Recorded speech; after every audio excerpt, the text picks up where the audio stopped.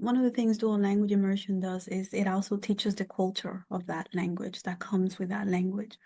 So it makes kids be more acceptance and respectful of others and of each other.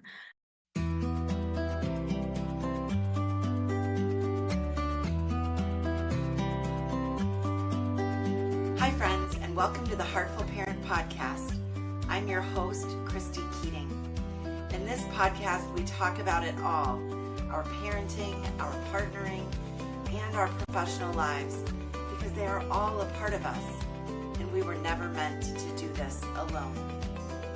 Hey, podcast listeners. I am, as always, so happy to have you back for another episode of the Heartful Parent Podcast. And I'm also really excited to introduce you to today's guest. Before I do that, though, I want to sort of provide some background for this interview. And at the time that I'm recording this, we are still in the thick of the U.S. election, presidential election. By the time you're listening to this, that election will have occurred. And, while I don't know right now how that election turns out, or if it's even fully resolved by the time you're listening to this, what I do know is that the anti-immigrant rhetoric has ramped up over the past number of years, and I have no doubt that will continue to ramp up in years to come. And what we're seeing is this backlash against people who don't look, and I'm putting this in quotation marks, American, right? Or who weren't born in the United States, aren't English language learners. And, sort of everybody who's coming into the country with documentation, without documentation, like everyone is getting lumped together and being treated in, frankly, pretty horrifying ways. And I am a big believer in the power of parents. You've heard me say that before if you've listened to the podcast. I think we have the ability as parents to raise the next generation in a different way than we were raised. To echo the thoughts of a couple of other people in the parenting space, Dr. Jane Nelson and Mr. Chaz, I think we are one generation away from world peace. And that world peace really can grow in the decisions and in the actions that we as parents make. And part of that is in how we talk about other people, of course, how we treat other people, and the way that we raise our children.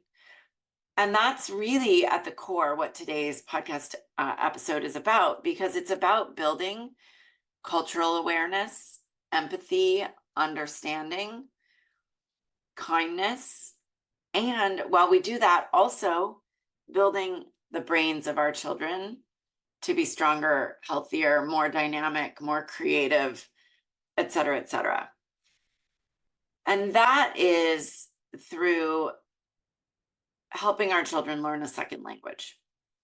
And my guest today is like a pro in this space. She is an administrator of multilingual learners in the school district that she works in Delaware. And she shares with us today in a really lovely way how helping our children learn another language, become bilingual or multilingual, trilingual. We're seeing kids learn more and more languages these days. That we are impacting not just our own children, not just our own families, but our world as a whole. And I feel like that's really important right now for all of us to be thinking about. Whether your child is a dual language learner or not, whether that's an avenue that you pursue educationally, I think that the bigger messages behind this are valuable for all of us. So with that being said, I want to introduce Dr. Sugely Solano. Dr. Solano holds a doctorate in educational leadership, focusing on multilingual learners. She is certified in teaching English to speakers of other languages and received the 2023 Richard L. Vinesky Award for Creative Research in Literacy. She was recently featured in an NEA, which is the National Education Association publication, called Why Pronouncing Students' Names Correctly is So Important. And she advocates for multilingual learners' education and collaborates with parents, teachers, and leaders in the Brandywine School District in Delaware in the US. An English learner and language enthusiast, Suhaili resides in Delaware with her family and has over 16 years of experience as a school counselor, as a teacher for English for speakers of other languages, ESOL. She's also a coordinator and administrator of multilingual learners.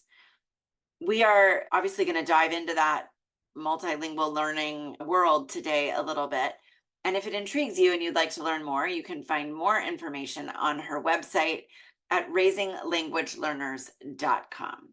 Without further ado, the fabulous Dr. Suhaili Solano. All right, Dr. Suhaili, it is so great to have you here. Welcome to the Heartful Parent Podcast.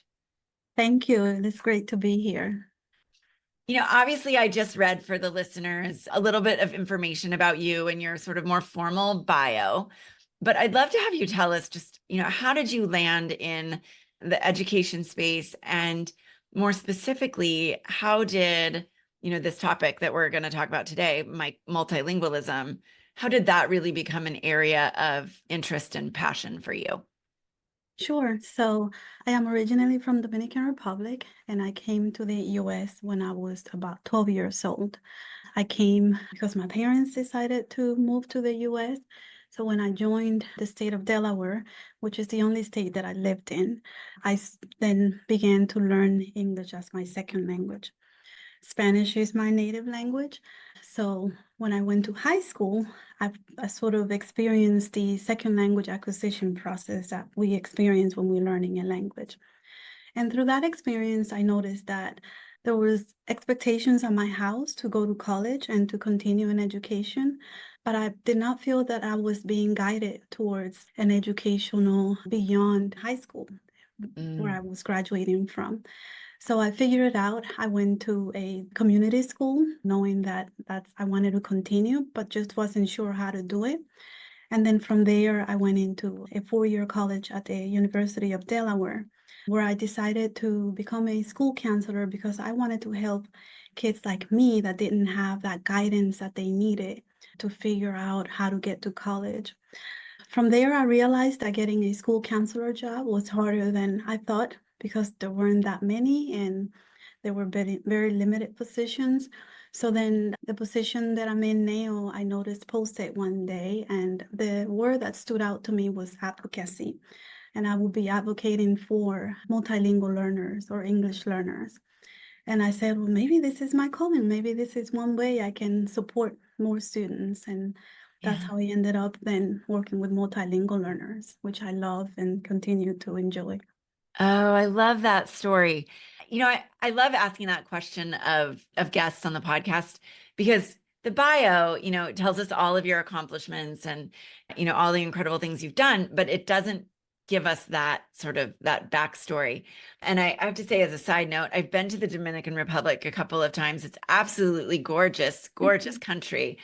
But I have to imagine that was, well, certainly culture shock. And also, trying to learn a new language, not just because you needed the credits, but because you needed it to function in your new home.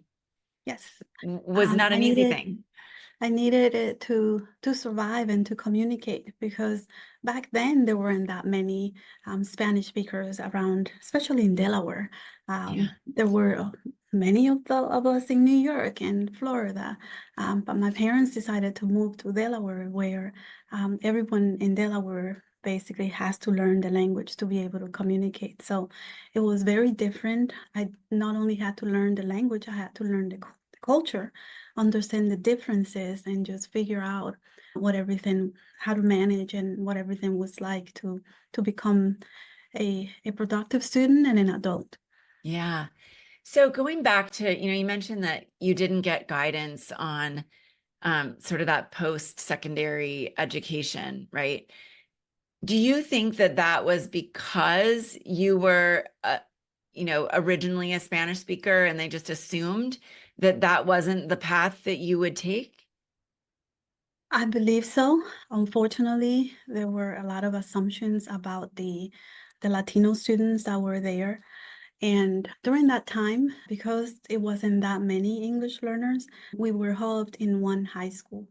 So it felt like it was assumed that we were not interested in continuing an education. So a lot of my friends and a lot of the people that graduated with me did not pursue an education. Only a few of us did, and we had to figure it out. Wow. I mean, I wish we could say that that was different today. And I think in some places it probably is, but I suspect that the experience that you had is one that we see repeated time and time again, where there are assumptions made about, a cultural or language minority, and that really sort of quashes, dreams and things that could have been, right? Yes, and I do see it today still happening, not as much as then. In my position, I'm able to advocate and speak up for a lot of families, but I've also empowered the teachers that work with families and sharing resources and in helping students envision themselves going to school. Sometimes it's interesting, I'll have a conversation with a student that I meet, and whenever I suggest school, they'll spark up and say, "That's possible." And I'm like, "Yes, anything's possible as long as we know and what to do and what steps to follow to get there." So the interest is there, but unfortunately, there are also a lot of assumptions. Yes. Yeah. And if you don't have parents who attended college in the United States, navigating that process, It's I mean, I very can't even difficult. imagine. I have a teenage daughter who's still a few years away from college, but even though I did go to college in the United States, I still don't know how to navigate that. Right? We're sort of, because it's all different than when I went to school, many, many years ago. And so I can't even imagine trying to navigate that as a non-native English speaker, right? Or as somebody who did not attend school here. I want to talk, obviously the primary thing that you do is support these multilingual learners. But you're also a big proponent and a big believer in the value of being bilingual or multilingual. And I'd love to have you talk a little bit about what does that really mean, and why do you think that that's so important for our students, regardless of where they come from? There are so many benefits that comes with being bilingual or becoming bilingual and learn or being multilingual. The term has always been bilingual, but we're now using multilingualism because we're celebrating more than one, more than two, because a lot of more people can now speak more than two languages. But it's important because that bilingualism can become part of your identity, and knowing a culture and knowing a language can empower you. Like some of the benefits that come with being bilingual are those brain benefits where both sides of your brains are developed, and you get to use both of them when you get to learn that other language. A lot of bilinguals have more confidence in learning and in doing different things and taking risks. That's one important piece. Mm. There's increases in pay in different ways to get more economical advantages of being bilingual. So I see it as part of a person's identity, and I have never heard a person say, "I wish I had not learned a language." But so often I hear, "I wish I had learned another language." And for Yes. me, that's like the biggest message. If everyone wishes they had learned it, then a lot of more of us should be becoming bilingual.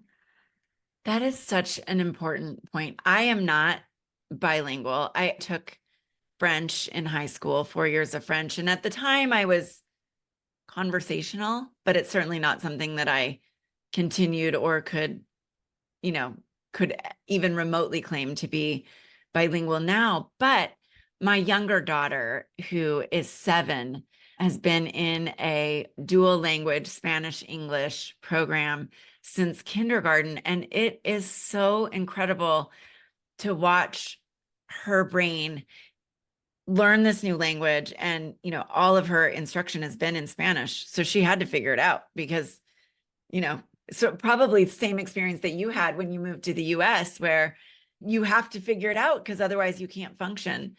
But it's been really interesting to watch her in comparison with my teenager, who did not have the ability to learn another language until 7th grade. And she's now in her 4th year of Spanish. And my younger kiddo knows more Spanish than my older kiddo. Yeah, yeah. It is amazing. We have 3 elementary schools that offer dual language program in our district. And it's amazing to see how kids start in kindergarten and can switch back and forth with such ease. Dual language immersion from as early as kindergarten, and some school districts are starting as early as pre-K now, but is the ideal way to immerse students in the language. And a lot of just recent research from last week I was looking at is how students that are in dual language immersion and students that are not in dual language, they're outperforming a lot of in academics, because it's just such a promising way of learning both languages that it just provides those results. Yeah. You said a little while ago that you hear people say all the time, I wish I had learned another language. I am certainly one of those people. I so desperately wish that I knew Spanish. I had an interesting conversation, though. We live in a very multicultural neighborhood, and some of my favorite neighbors who live across the street, mom is from the US, native English speaker. Dad is from Mexico, native Spanish speaker, and they have 2 little girls.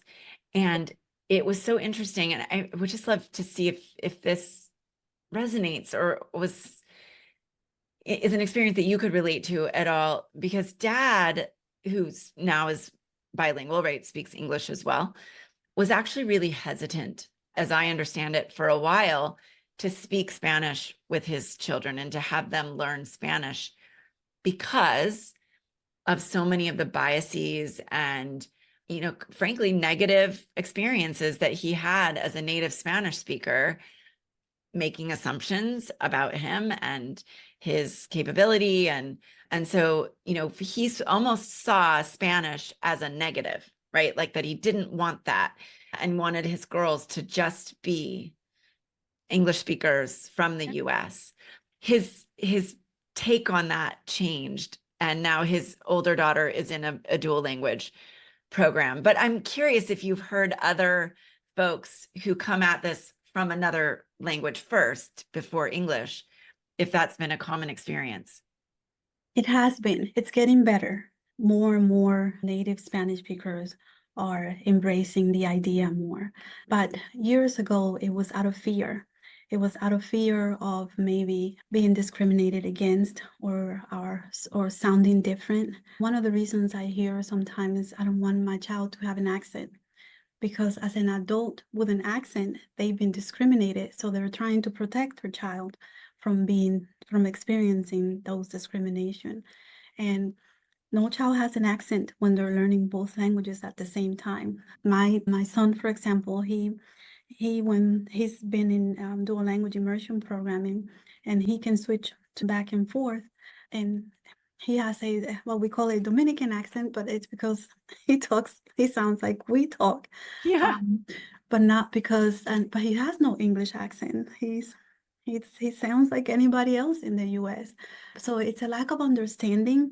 A lot of times the native Spanish speakers didn't know, or even other languages or other language speakers, Vietnamese, Mandarin.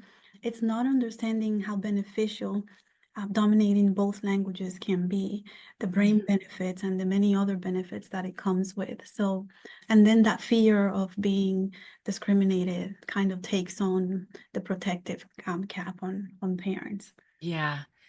Yeah. And, I don't want to get too political here, but I see the increased rhetoric, especially about Spanish speakers, that has ramped up in many parts of our country, and I worry about the discrimination and the biases and the assumptions made about those native Spanish speakers that, if I'm not afraid to say, because this is my podcast, that's not okay. That's just not okay. And I love that you're able to help us all recognize not just the cultural aspect of it, but this actually has brain benefits for our kids. One question, and I still struggle with this a little bit. You were talking about your son, who is dual, bilingual, I guess. And because you are also bilingual, there's perhaps more of an ease in helping him learn both languages. I am not bilingual, as we've discovered, and I certainly don't know Spanish. My husband knows, cerveza, por favor. I know that one too. And that's, really pretty close to the extent of our Spanish abilities. How do monolingual parents go about really effectively supporting a dual language learner? Because I find, even at the second grade level, I sometimes I can't read her homework. I don't know what she's doing. So what tips do you have for those of us in my camp who want to give all of that to our kids, but don't have the benefit of it ourselves? So it is doable. It is definitely doable. So although I was bilingual, I didn't go to school here in elementary school. So there were many things I couldn't help my son with, because it was not how I learned to read. It was not how I learned math. I remember trying to teach him math one day and doing it wrong because it was just not the way I learned it in my country, in elementary school. So I think sometimes as parents, we think that we have to know everything our kids are doing and learning to be able to help. And that's not always the case. Sometimes just reassuring them that try your best, and if we can't figure it out, we'll go to the teacher. That gives them confidence to continue to try, because in dual language programming, that's taken into consideration as far as the homework that is given or any assignments that they may be working on. They take into consideration that not all families that are participating in those programs are fully bilingual in both languages, because the same thing happens with English speakers that are in those dual language programs that do not speak any English. Their parents may not speak any English, and they cannot help with homework and assignments. So then it's the same scenario, it just looks a little different in all locations. But some things monolingual parents can do is to continue to reinforce and support the language you know. By doing that, those skills would automatically transfer to that second language, and that will be more than supportive to the kids and to what the teachers are trying to do in the classroom. Okay. As you were talking, I had a question pop into my head, which is, with my younger daughter, we still read to her all the time, right? We read stories every night, and it's one of my favorite things to do as a mom. And we have purchased books that are in Spanish, that are written in Spanish. Is it a good idea, a neutral idea, or a bad idea, as a non-Spanish speaker myself, to read to her in Spanish, doing my best, the best that I can with pronunciation? Or is that counterproductive to the cause? It's best for you to read in the language you are most comfortable in, because those skills, those listening skills, are going to transfer over to Spanish as she continues to learn the language in Spanish. One thing you could do is then have grade level books at her age that she can read in Spanish, and maybe have her read to you a page or two, where then she's now practicing her own Spanish, and then you get to listen. But if you're not fully comfortable in reading in the other language, it's best to focus on the language you know so that you can empower that side while she learns the other language at the same time. Okay. You've really just relieved, like, I feel so relieved because I've tried to read even picture books and it's very difficult. It's very difficult. It is, but you can also, there are audiobooks. If you do want her to listen to Spanish books, she can listen to audiobooks that are read by native Spanish speakers. That's one way you could support too. I love that. I love that. You know, one of the things that I think is a barrier, perhaps, you know, folks listening, parents listening may be thinking, well, I would love to have my child in a dual language program, but it's not available where we are. What advice might you have for parents who really would love to be able to give this gift? And I think that's what it is a gift to their children, but don't have right now a dual language program at in their district or in their school. Are there other ways that parents can do this, or how do we get schools to see the value in this? Definitely advocate for more dual language programming. I know that a lot of school districts have added dual language programming because a group of parents have gotten together to advocate in favor of. Some parents, some families I see have their child participate in online Spanish classes or Mandarin classes, depending on the language that you're interested in. That's one way to get. And then some schools do offer Spanish, not as a dual language, but as early as middle school. There are schools that are offering Spanish 1 and Spanish 2 sometimes. So, and that's one way to start them early too. Immersion, like traveling to other countries to experience the culture, can also spark an interest in your child's language learning. So immersion in the language can also help. And I mean, there was a teacher one time that was trying to learn Spanish and kept taking classes. And after like 7 years of trying, I said, have you tried going to a country to fully immerse yourself 2 to 3 weeks in the language? And she was like, well, that would be one way to, and because I've seen people that have gone to a country and come back in like 3 weeks speaking the social language in Spanish, but very comfortable. Yeah. So that when you're forced to use it, you're going to start using it and learning it. Is there an age that is the best time to, you know, I mean, I think young kids, we all know they are sponges, you know, little sponges soaking everything up. And as I mentioned earlier, like I feel like my younger daughter knows more Spanish than my older one. So I guess it's really two questions. Is there a perfect age to start them? Assuming they can't start at birth because you're not, you know, if you're not a multilingual family. And is there an age at which it's like you'll never really be bilingual if you start?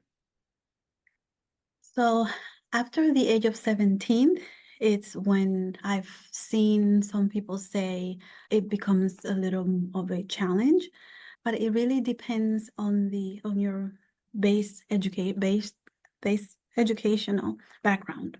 If you have a strong education in, let's say now, English, it will be easier to acquire that second language. The stronger your education, the easier it is to acquire that second language.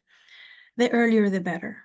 So as early as pre-K, there's research that says that we should start talking to even when the baby still is an unborn baby, because they're already listening. We can speak in both languages or read to them in both languages.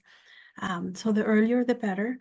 At the age of 17, it's when you start to see second language learners have a stronger accent in that second language. But that does not mean that they don't become fully bilingual or don't learn the language. That's also depending on the route that they take to learn the language. Because if you try to do it through Duolingo, it's not going to be through an online app. It's not going to be as good as you sitting in a classroom and actually learning it and practicing with others at the same time. Yeah. Yes. That being said, and this actually raises an interesting question, for somebody like me or my husband who, we can order a beer in the DR or in Mexico or wherever we are. Is there value in some of those online apps? I know Duolingo you mentioned, the Rosetta Stone. I think that one's quite expensive. I don't know exactly, but there's a bunch of Mango languages. I think there's a bunch of different ones out there. Is it worth it? I think it is because it gives you the basics, but then you as an adult can take what you learn there to practice with others that are speakers of that language. The more you do that, then the stronger you become in the language. That immersion in another country or just immersion within by practicing with others. There are like, how there's pen pals, there are also like language pals that online sometimes that actually tutor and have like will practice with you at the level that you are so that you can continue to increase that level, meeting you where you are. So just like there are a bunch of people that come to the US that don't know the English language, and eventually you'll see them like grow into it and learn it. And to them, it may be by necessity because they have to learn it for work or for survival reasons. But the same thing can happen if you want to immerse yourself in a second language. I love that. I love that.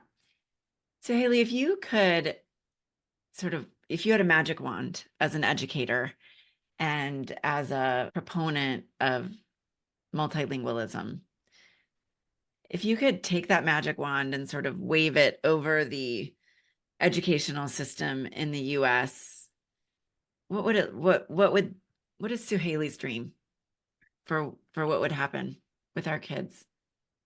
I will make every school bilingual, not just Spanish bilingual, but multiple languages. I would match the language of the child. So, for example, we have a lot of Bengali speakers in my district. Although we have dual language programming for Spanish speakers who can join and grow their language as they go through school, we don't have dual language for Bengali speakers. We don't have it for Arabic speakers.